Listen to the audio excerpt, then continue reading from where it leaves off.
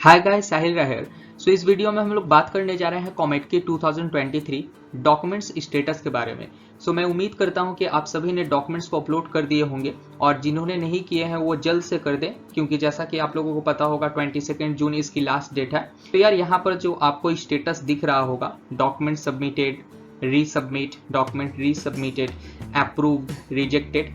सो इसमें से आपका क्या स्टेटस है डॉक्यूमेंट्स का, और अगर कोई स्टेटस है तो कौन सा एक्शन लेने की ज़रूरत है, वो हम लोग इस वीडियो में डिस्कस करेंगे उसके बारे में।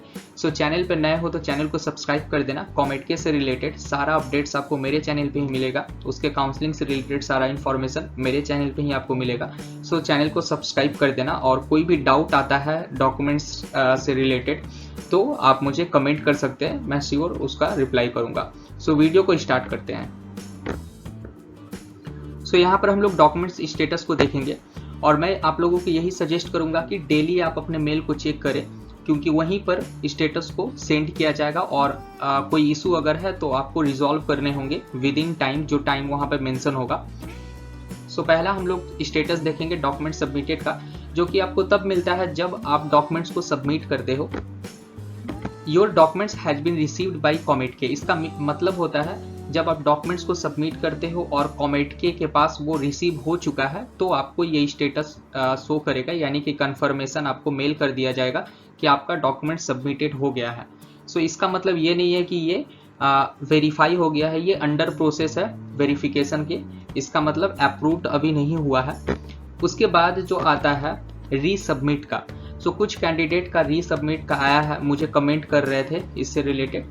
सो यार रीसबमिट आने का यहाँ पर पहले हम लोग देख लेते हैं इसका मतलब क्या है। COMED K has asked you to resubmit a few documents with in the time mentioned. ये बहुत ही इंपॉर्टेंट है, इसलिए मैं बोल रहा था कि डेली आपको अपना मेल चेक करते रहना है, क्योंकि वहाँ पे विद इन टाइम आपको रीसबमिट करना होगा। सपोज किसी डॉक्यूमेंट्स में इशू है और रीसबमिट का आपका स्टेटस दिखा रहा है, तो विद इन टाइम आपको उसे रिजॉल्व करना है, उस इशू को फिर से डॉक्यूमेंट्स को सबमिट करना है।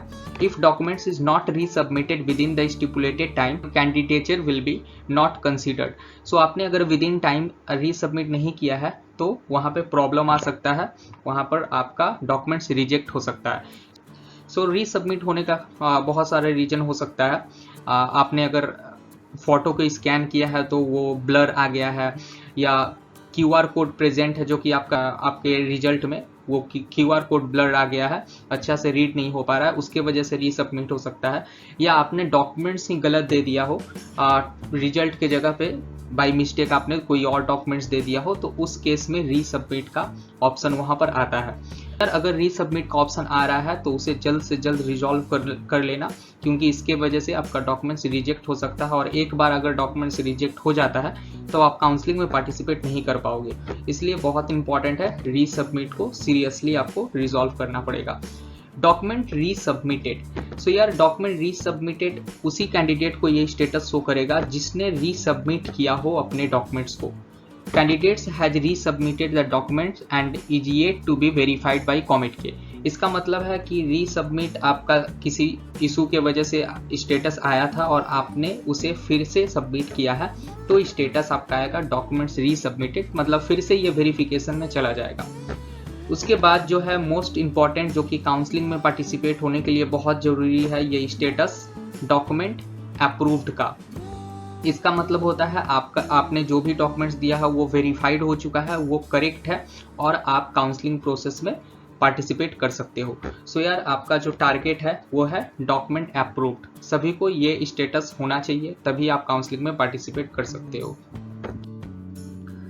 सो यार मैं काउंसलिंग का मेंटरशिप भी प्रोवाइड कर रहा हूँ, कॉमेट के काउंसलिंग का, जिसमें कि मैं आपको बेस्ट चॉइस फिलिंग प्रोवाइड करूँगा। डिसीजन जो ईच एंड एवरी राउंड में डिसीजन लेने होते हैं उसमें मैं हेल्प करूँगा, और कंप्लीट गाइडेंस प्रोवाइड करूँगा अप टू कॉलेज एडमिशन। सो ये मेंटरशिप पेड मेंटरशिप है, और मैं इसके लिए मिनिमल कॉस्ट चार्ज कर रहा हूँ। सो आप व्हाट्सएप के थ्रू ज्वाइन कर सकते हो, और डिस्क्रिप्शन बॉक्स में इससे रिलेटेड सारा इन्फॉर्मेशन आपको मिल जाएगा।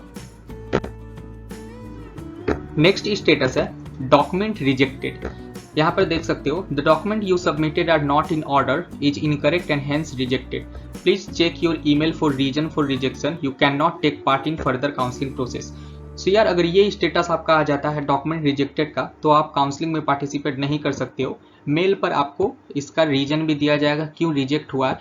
सो यह रिजेक्ट होने का सबसे बड़ा रीजन यही होता है कि आपने जो डिटेल्स है आपके डॉक्यूमेंट्स में वो अगर मिसमैच होता है तो उसके वजह से डॉक्यूमेंट्स रिजेक्ट होते हैं। डॉक्यूमेंट्स रिजेक्टेड होने का चांस बहुत कम होता है।